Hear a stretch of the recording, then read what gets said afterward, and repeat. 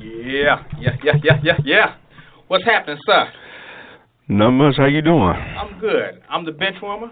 I got the professor. Yes, sir. We're getting ready to dive right into it. We got a lot of conversation to get into. But first, on our phone lines, we've got the man, the only man, to keep Tony Dorsett on the bench for 7 or 8 games. A Heisman Trophy. He kept him on and this is the original third down back. Preston Pearson. Preston, how you doing today? I didn't hear you.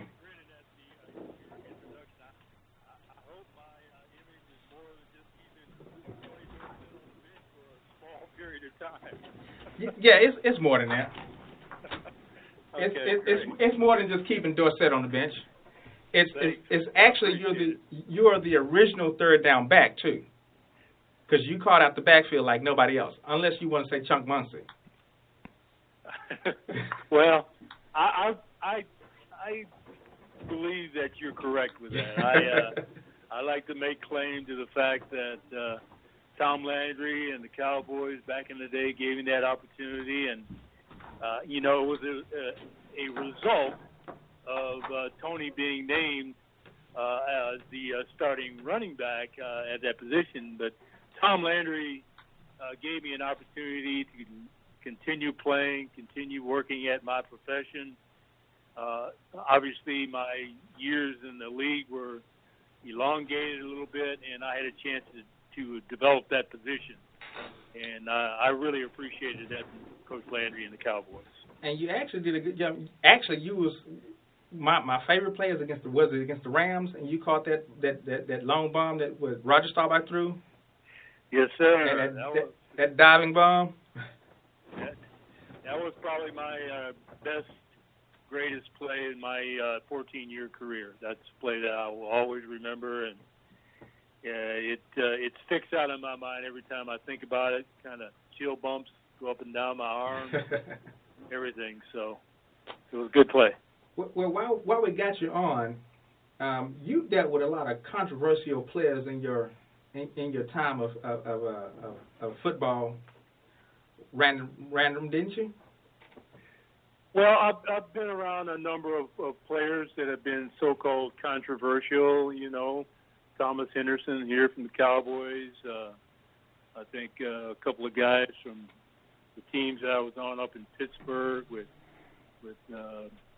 L.C. Greenwood and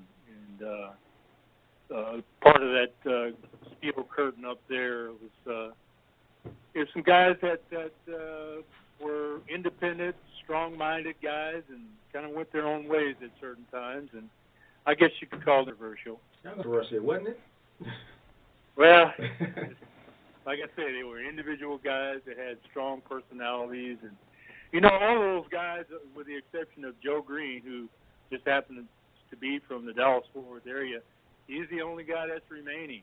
Yeah. Ernie Holmes is gone. Wow. Who was very, very controversial. Greenwood's gone. Mm-hmm. Dwight White is gone.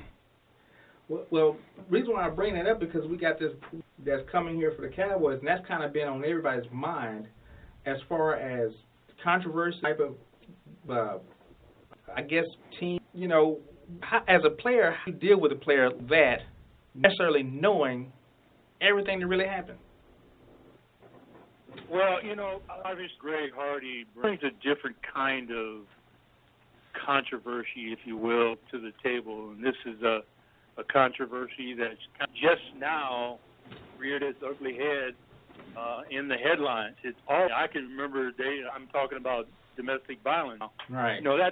That's always been around for as long as I can remember, and just happens to be that it's Greg Hardy in the National Football League, coming off of the Ray Rice situation, the Ray McDonald situation out in California with the 49ers. Mm-hmm.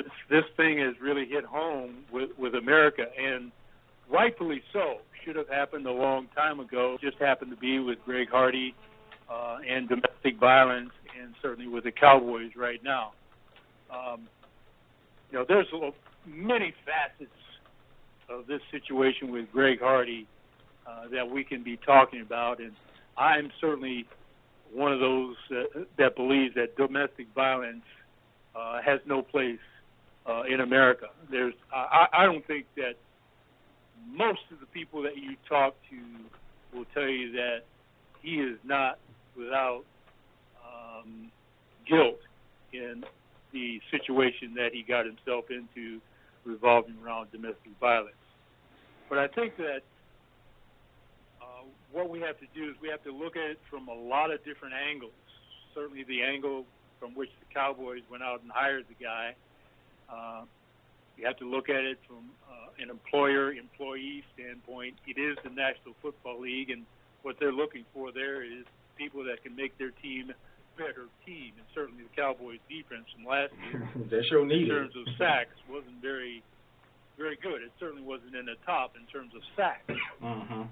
We also have to look at it from a female standpoint, from a community standpoint, from a sister, mother, aunt standpoint, and the reputation that comes along with that kind of baggage.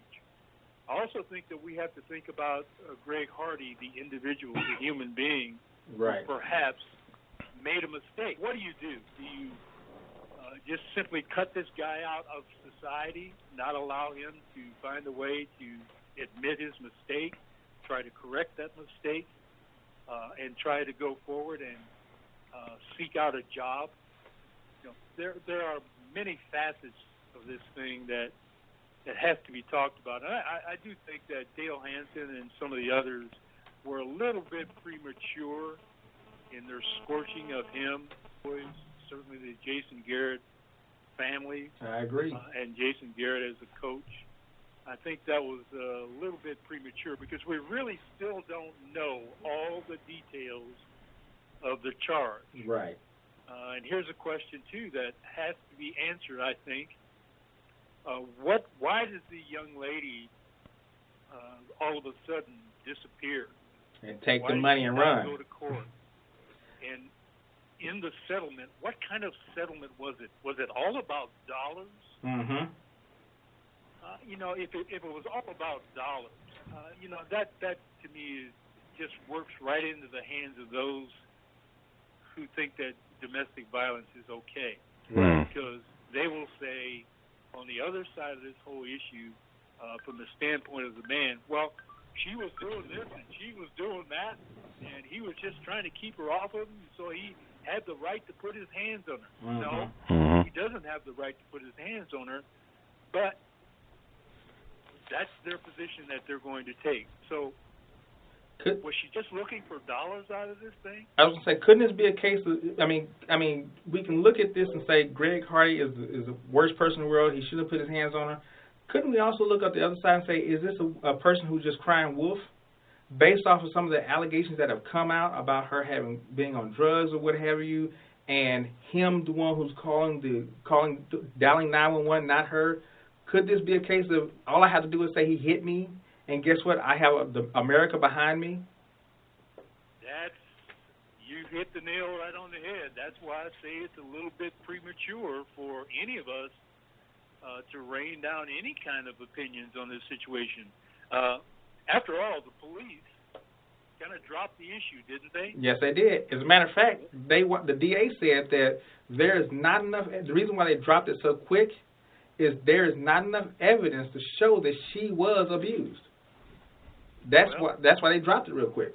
See, there you go. Now, again, that doesn't excuse domestic violence. Whether or not he did or didn't do it. There may not have been enough evidence. Because she didn't show up to verify the evidence. Right. That does not excuse him from the accusation. Exactly. Okay?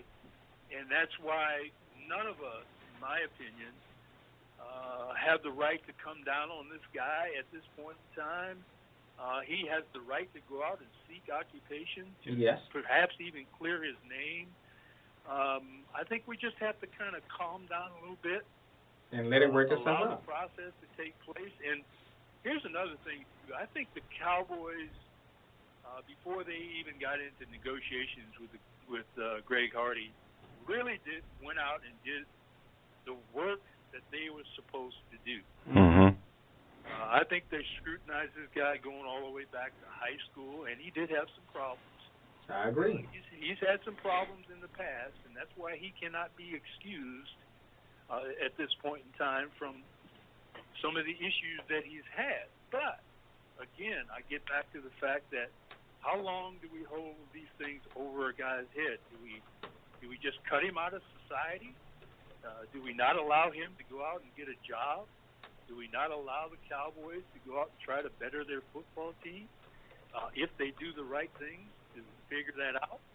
I think a lot of these opinions, in my opinion, have to come from women. Right.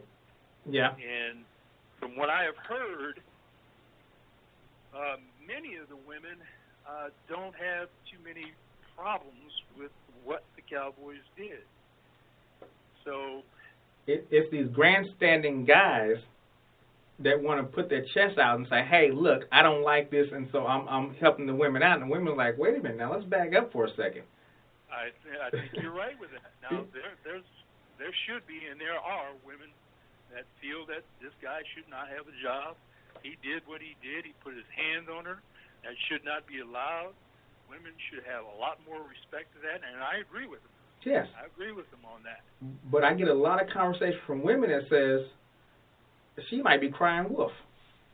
Because if it was them, they want to see him prosecuted to the full extent of the law. So I'm not going to take money to watch him walk. Yep. And she is nowhere to be found. Nowhere to be found. That's why I think, again, going back to the word I said earlier, I'm going to reserve my opinion on all of this until I, if that opportunity presents itself, hear more about it. Exactly. I think it's premature to place any kind of opinion on Greg Hardy himself.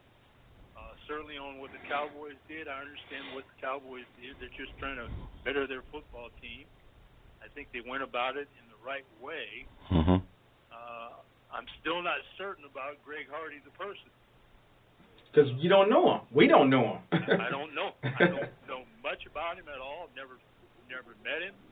I don't know a whole lot about anything other than what I read on Google or on the internet. So this thing's going to have to, I think we, the general public, those who follow the Cowboys, the NFL, or life in general, we're just going to have to read on, listen, wait, and see what happens from this point going forward. And the National Football League and Roger Goodell, with the investigation that they have in play, that's going to tell us a whole lot, too, because Roger Goodell and the NFL, they're still under scrutiny as to how much investigation they do or did, especially as it revolves around the Ray Rice thing. Right. You still got to deal with that. The other thing is, if we're going to put our chest out and say, hey, I don't like this, I don't want this, I'm going to speak out against this, we should have done this back in 2006 when Jason Kidd beat his wife. And that he got prosecuted for. He had served time for that. And they got divorced because his wife was saying that he was a serial abuser. We should have been on that case. Yeah. But we wasn't. We let him come in. Hey, come on in, Jason. Help us get a title. And everybody forgot about it. There are many others out there, I think, that are in that category. And until the Ray Rice thing hit the media, hit the world in general, and the National Football League had to try to deal with that in its own way. And remember this, even going to the Ray Rice situation, that was with his wife, and she, guess what, is still with him. Still with him. She is still defending Ray Rice. So what does that say about the whole scenario? So again, we've just got to be careful about prematurely placing very damaging. I think a lot of the media around here have placed some very damaging accusations and opinions on this young man, Greg Hardy. Now they may turn out to be true, but I think at this point in time, you don't know. It's premature. And I agree with you wholeheartedly, because I think I've always said that the media is because the internet has taken over so much. The media has nothing to